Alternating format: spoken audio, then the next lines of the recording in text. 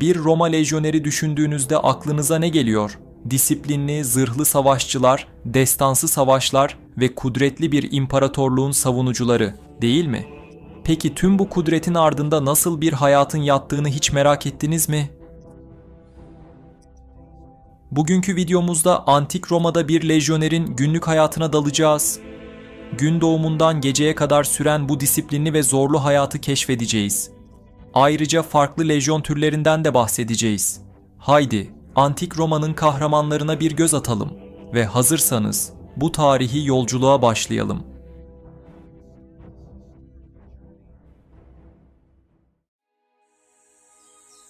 Roma lejyonerlerinin günü güneş doğmadan önce başlar. Lejyonerler kampın düzenini sağlamak için erken saatlerde uyanır ve kahvaltılarını yaparlar. Kahvaltı genellikle ekmek, peynir, zeytin ve su gibi basit yiyeceklerden oluşur. Bu onların enerjisini gün boyu yüksek tutar.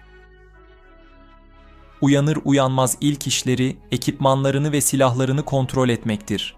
Kalkan, gladius, kısa kılıç ve pilum, mızrak gibi silahlar dikkatlice incelenir ve gerekli bakımlar yapılır.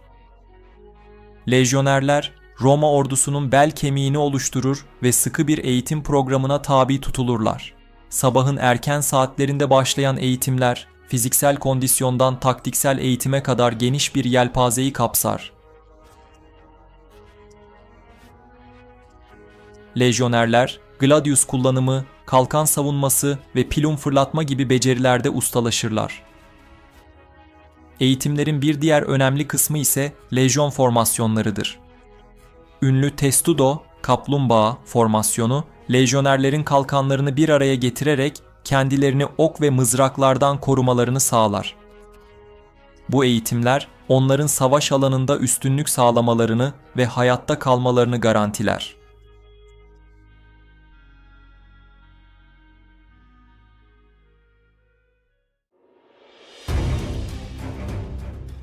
Roma ordusunda farklı görevler ve savaş taktikleri için çeşitli lejyon türleri bulunmaktaydı. İşte bazı önemli lejyon türleri: Hastati, Roma lejyonunun ön safında yer alan genç ve deneyimsiz askerlerdir. Hafif zırhlar giyerler ve savaşın ilk aşamalarında düşmanı yıpratmak için kullanılırlar. Principes, orta yaşlı ve deneyimli askerlerden oluşur. Ağır zırh giyerler ve savaşın kritik anlarında düşmanı püskürtmek için kullanılırlar. Triari, en deneyimli ve yaşlı askerlerden oluşur. Savaşın son aşamalarında en kritik anlarda devreye girerler. Triari, Roma ordusunun en ağır zırhlı askerleridir ve savaşın kaderini belirleyebilirler. Auxilia, Roma vatandaşı olmayan askerlerden oluşan yardımcı birliklerdir. Hafif piyadeler, okçular ve süvari birlikleri gibi farklı görevlerde hizmet ederler. Auxilia birlikleri Roma lejyonlarına destek sağlar ve çeşitli yetenekleriyle savaş alanında önemli rol oynarlar. Bu lejyon türleri Roma ordusunun savaş alanındaki esnekliğini ve uyumunu sağlar. Her biri farklı görevlerde uzmanlaşmış ve savaşın farklı aşamalarında kritik rol oynamıştır. Eğitimlerin ardından lejyonerlerin günlük yaşamı oldukça düzenlidir. Kamp hayatı, yemekler, nöbet görevleri ve boş zamanlar gibi çeşitli etkinliklerle doludur.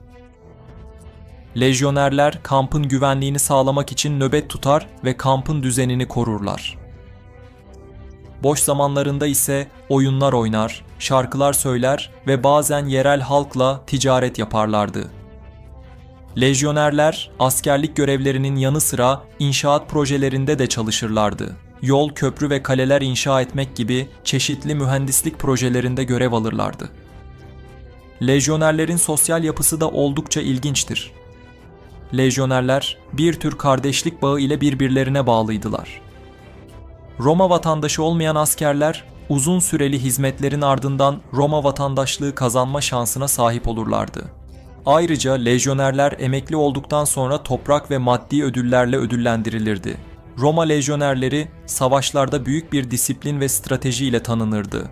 Savaş alanına çıkmadan önce komutanları tarafından stratejik planlar yapılır ve görevler dağıtılırdı.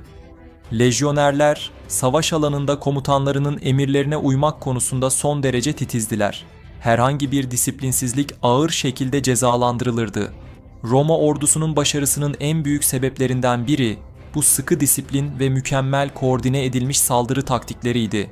Lejyonerler, savaşlarda gladiuslarını ve kalkanlarını kullanarak yakın dövüşe girerlerdi. Pilum fırlatma ise düşmanı uzaktan zayıflatmak için kullanılırdı. Roma ordusunun ünlü formasyonları düşman hatlarını kırmada etkili olurdu. Özellikle testudo formasyonu, lejyonerlerin mızrak ve ok saldırılarına karşı korunmalarını sağlar ve ilerlemelerine yardımcı olurdu. İşte lejyonerlerin bir günü genel olarak bu şekilde geçmektedir. Sabahın erken saatlerinde başlayan bu disiplinli hayat, gün sonuna kadar bu şekilde devam ederdi. Roma lejyonerleri, tarihin en disiplinli ve iyi eğitimli askerleri arasında yer alır. Günlük yaşamları, sıkı eğitimleri ve savaş alanındaki başarıları Roma İmparatorluğu'nun genişlemesinde kritik bir rol oynamıştır. Bu videomuzda bir lejyoner askerinin bir gününü ve Roma ordusunun yapısını inceledik. Umarım bu yolculuk sizler için de ilgi çekici olmuştur. Bu tarih yolculuğumuzda bize katıldığınız için teşekkür ederiz. Video hakkındaki görüşleriniz bizim için çok önemli. Bu nedenle videoya yorum yapmayı unutmayın. Bu videoyu beğendiyseniz bu tür videoların devamı için lütfen beğenin, paylaşın ve abone olun. Bir sonraki videolarda görüşmek üzere.